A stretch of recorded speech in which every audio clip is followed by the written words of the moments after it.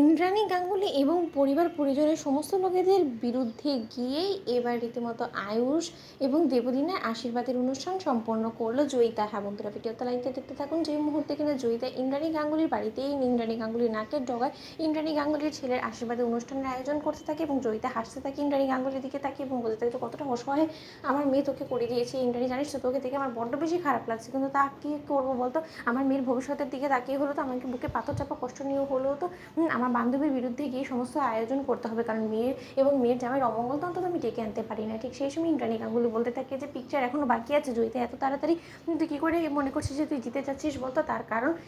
ওস্তাদের মার শেষ সাথে কথাটা তো তুই শুনেছিস তাই না, এখনও পর্যন্ত আয়ুষের হাত থেকে কিন্তু দেবলীনা স্মৃতিতে সিঁদুরটা ওঠেনি, তাই এখনও পর্যন্ত তোকে অপেক্ষা করতে হবে। তোটা এক্সাইটেড হয়ে গেলে কী করে চলবে বলতো, আর তুই আমার নাকের ডগায় যা কিছু করছিস সেই সমস্ত কিছু করে নে, আমার তাতে কোনো আফসোস নেই। ঠিক সেই সময় কথা বলা মাত্র এক পর্যায়ে যখন কিনা দেবলীনা তৈরি হয়ে এসে পড়ে এবং সেখানে দেবলীনা যখন ওয়েট করতে থাকে এবং বলতে থাকে যে কী ব্যাপার এই আয়ুষ এখনও পর্যন্ত এলো না কেন, অন্যদিকে ঈশান বলতে থাকে যে ভাইদা ভাব আজকে তোর এঙ্গেজমেন্ট হতে চলেছে, আশীর্বাদ এবং তুই কাল থেকে সম্পূর্ণরূপে দেবলীনার হয়ে যাবে, সেই সমস্ত কিছু জেনেও তুই কী করে এরকম একটা অঘটন ঘটাতে পারিস যেখানে কিনা তুই নিজে আমার জীবনে সাক্ষী রয়েছিস যে আমার জীবনে এই দেবলীনার কতটা বিষ ঘুরেছিল, তার সত্ত্বেও তুই এই কালনাগিনী সাপটাকে বিয়ে করতে চলেছিস, জাদুকরকে ধোকা দিয়ে, তোর একবারও বিবেকে বাচ্চা না। ঠিক সেই সময় কথা বলা মাত্র সেখানে যখন কুসুম চলে আসে আয়ুষে পরানো কাপড় নিয়ে, ঠিক সেই সময় কুসুম বলতে থাকে যে আপনি কাকে কি বোঝাচ্ছেন বলুন তো, উনি তো রীতিমতো নিজের জীবনের বলি লাগাতে চলেছে আমাদের সমস্ত লোকেদেরকে বোকা বানিয়ে, কিন্তু ছোটো সাহেব আমি আপনার দিব্যি খেয়ে বলছি যে যে কোনো মূল্যেই হোক না কেন সমস্ত সত্য উদ্ঘাটন করে রহস্য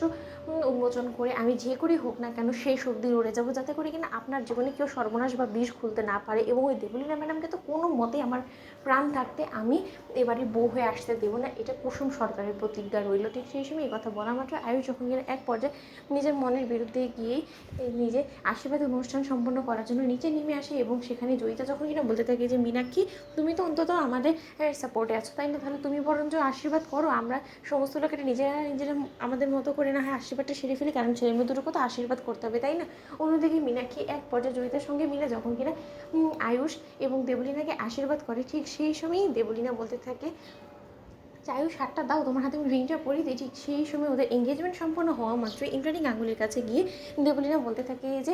মাই ফিউচার শাশু মা থেকে এখন সত্যিকারে তুমি আমার শাশুড়ি মা হতে চলেছো, তাই আমাদেরকে আশীর্বাদ করো, আমরা যাতে আমাদের নতুন জীবনের শুরুটা খুব ভালো করে করতে পারি এবং কোনো বদনজর যাতে আমাদের জীবনে কোনো রকম কোনো কালো অধ্যায় ফিরিয়ে নিয়ে আসতে না পারে। ঠিক সেই সময় কথা বলা মাত্র ইন্দ্রাণী গাঙ্গুলি আশীর্বাদ করে দেবলীনাকে বলতে থাকে যে আমি তোমাকে আশীর্বাদ করছি দেবলীনা, তোমার জীবনটা যাতে নরকে পরিণত হয়ে যায় এবং তুমি যাতে কোনোদিনও ভালো কিছু হতে না পারো। তো বন্ধুরা লাইক কমেন্ট শেয়ার করে সাবস্ক্রাইব করতে ভুলো না।